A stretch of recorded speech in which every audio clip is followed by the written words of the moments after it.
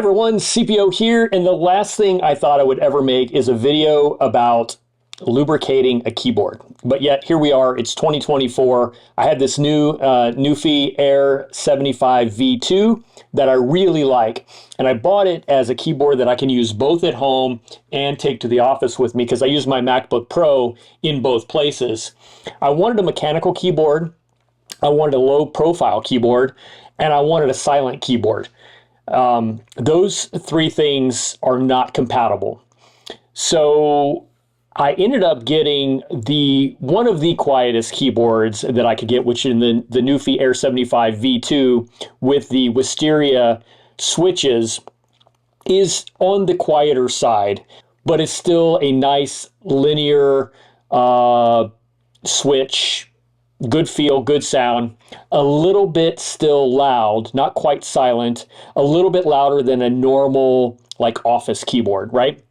So I went on this journey of seeing what I could do to silence it. I ended up lubricating the switches, which turned out to be an awesome thing.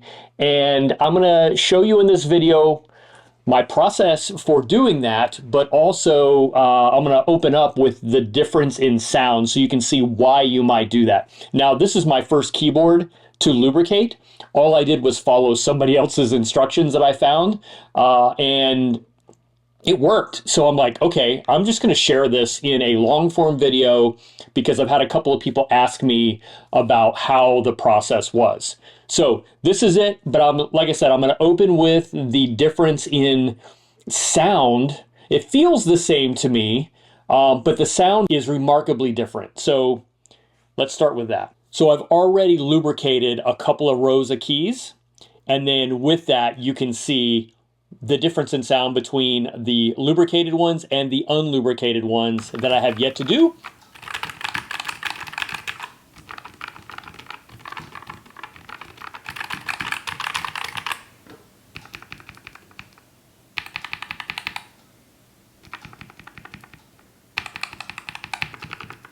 So I don't know if this is going to come through on a YouTube video in the way it does in person, but I did notice when I was editing this video that you can actually see a difference in the levels, the loudness levels between the lubricated and non-lubricated versions of these keys. So I thought that was pretty interesting. Maybe that helps visualize the difference in sound, but it is noticeably different.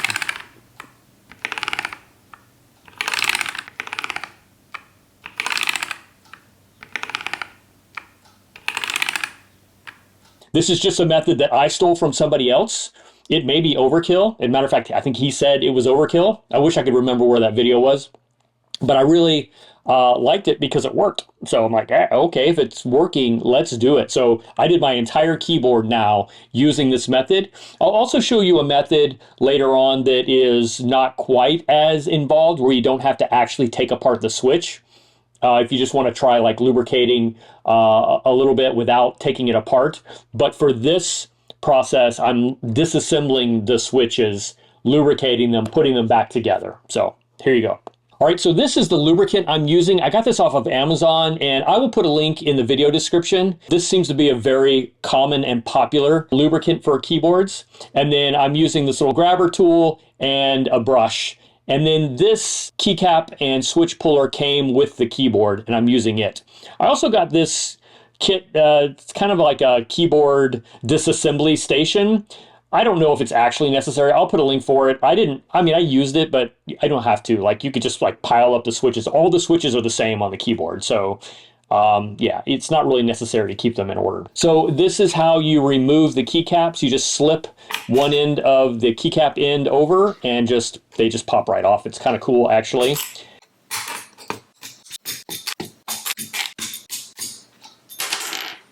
And then to remove the switch, you actually use the other end of this little puller, and it's got these like tongs on the end of it. And what you can do is use that you have to squeeze. It doesn't grab in the same way that the keycap puller does. You have to squeeze the ends together and then pull straight up, and it will pull the switch out. Just like that. This is what the switch looks like once it's removed. There's basically 2 contact pins that you need to worry about. Don't bend those over. And then, yeah, this is the switch. You have the little, you know, where your keycap goes in, and that's what makes the contact and the sound. So let me get the rest of these off on this row. And you can see here how you can use that little organization tray to stage your keycaps. It is what it is.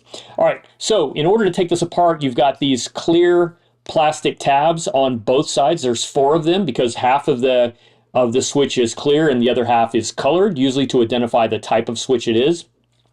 You can use something to pry up in there, and probably something sharper than this would be better. Pair of tweezers or like the tip of a knife. But the easiest way is to use another disassembled switch to pop those off. And that worked out really well. And you can do it either direction, facing towards or away from, but just pushes them right off. It's super easy. And then you've got 4 parts basically. You've got your spring, you've got that little button in the middle, you've got the top clear piece, you've got the bottom piece. Actually, there's 5 parts because there's a metal contact switch in there as well. So now what I'm doing is putting lubricant on these little, I don't know what to call these parts, so you can just look and see where I'm putting it. The key is it's just a light coat of lubricant. You shouldn't have any white on your brush. It should be like a shine, like a little bit of a sheen of lubricant. The only exception is in 2 places as I did this process. One is here on the spring.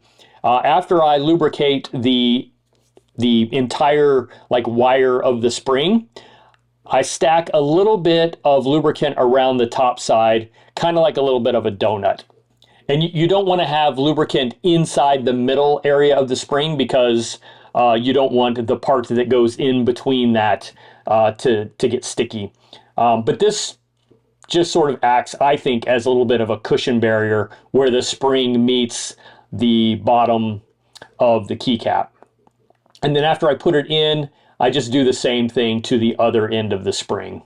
I don't even know if this is necessary. Like I said, I'm following somebody else's instructions and it worked, so I'm just going to keep doing it.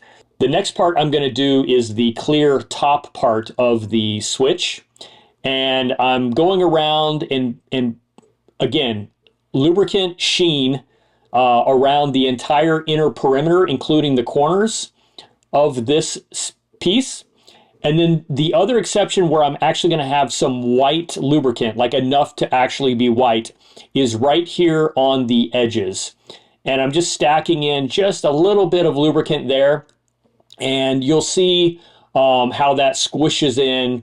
And again, I don't know if this is necessary or not. It worked. I'm going to keep doing it. And then finally, this is where I like to use that little grabber thing that came with my keyboard lubrication kit. It makes it easy to hold this little part. And then just a little bit of a sheen around the outside edge. Again, no white of lubricant here. You want it to be just coated, but not caked, if that makes any sense. And then there's a little bit of a ridge on one part of that will slip into that clear cap, and it will only go one way. So once you figure that out, make sure you're aligned correctly.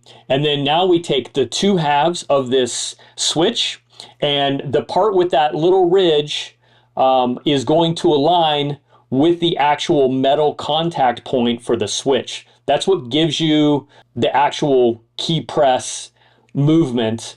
And if you have a switch that is linear or tactile, that's where that difference is really going to be felt. Now, I don't know a lot about how all this works, and I don't know how much this changes the feel of the switch. It didn't change anything I notice, but if you're super picky, you're probably not watching my video anyway. Then just make sure everything is lined up and then clip it together, and just make sure you don't bend that little metal contact piece. Make sure you have it lined up properly, and it should just clip together just fine. And now that I've lubricated that row of switches, you can definitely tell the difference between the lubricated and the non-lubricated. The number row I have not lubricated yet, and it's louder, and it's got a more it's a different sound. It's less thonky. I don't know, like that's a keyboard term that I'm learning, but you can hear the difference, I assume. Now, the larger keys like the space bar use the same switch. They just have these little stabilizers. I just put this lubricant down in the stabilizer as well, just to lubricate it, and then lubricated the switch the same exact way. And that's the same for like the enter key and the shift key. Those bigger keys might have a stabilizer as well.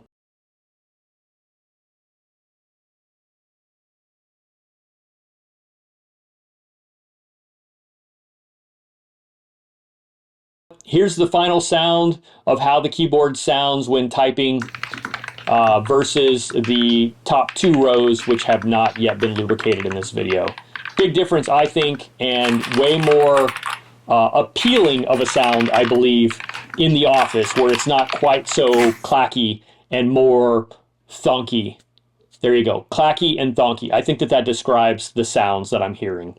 I don't know, you tell me. Anyway, sorry, I did not expect to make an entire video about a keyboard, but here we are. Thanks for watching. I'll catch you on the next one.